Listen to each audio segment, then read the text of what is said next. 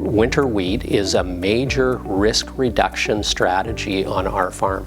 Risk reducing by changing the way our time is allocated. So we're seeding less in spring and more in fall, which then changes the way our harvest happens and relates to the environment that we're in. The risk involved with winter wheat, I find, is very low. Again, establishing a crop, a strong establishment in the fall time, especially if you can capture some moisture in the fall and the profile is full when the crop breaks dormancy in spring, I don't need a lot more moisture to make that into an adequate crop. The positive I would see about risk-wise winter wheat versus spring wheat is the positive side of having some crop in the ground in the spring. If it were to be a wet spring and you weren't able to get on that field, but instead you had winter wheat growing on that field, I think that's a real positive. There's a risk of winter kill, but also with spring wheat, there's a risk that we are going to get 3 or 4 inches and drown that crop out, sort of thing. So that's, you know, it's a risk reward sort of thing. So, you know, I'm willing to take the chance and do a good job of seeding my winter wheat into stubble and do a good job there versus seeding more spring wheat and having to lose a portion of it or weaken the crop because of extra water. There are some farmers that think that by growing winter wheat they're going to have more risk, more winter kill, and it's going to be a harder crop to grow.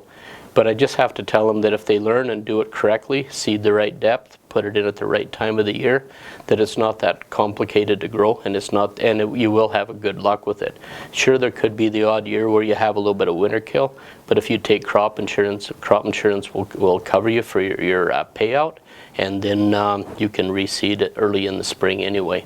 So the way I look at it is that it's better return on my farm and it helps spread out my workload, so I'm going to continue to do it. Winter kill is not a catastrophe at all because you have another chance.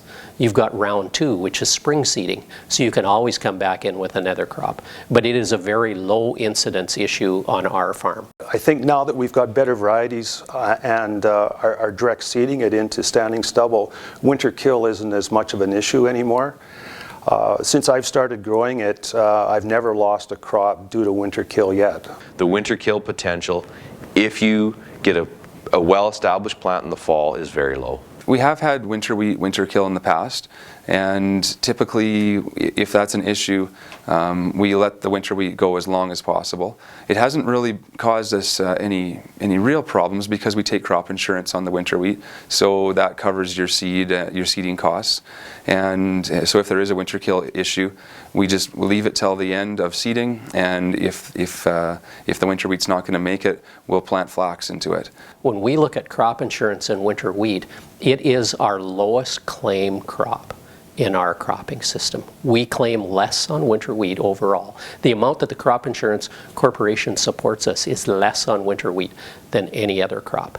We haven't had a lot of the other issues that come along with our other crops. It takes water better when we have the excessive precipitation in the summer. We've never had frost damage on our winter wheat. I don't think we've ever had an overall yield claim on winter wheat in the 30 years that we've been growing it. We have had some winter kill, but winter kill is a totally manageable issue on our farm.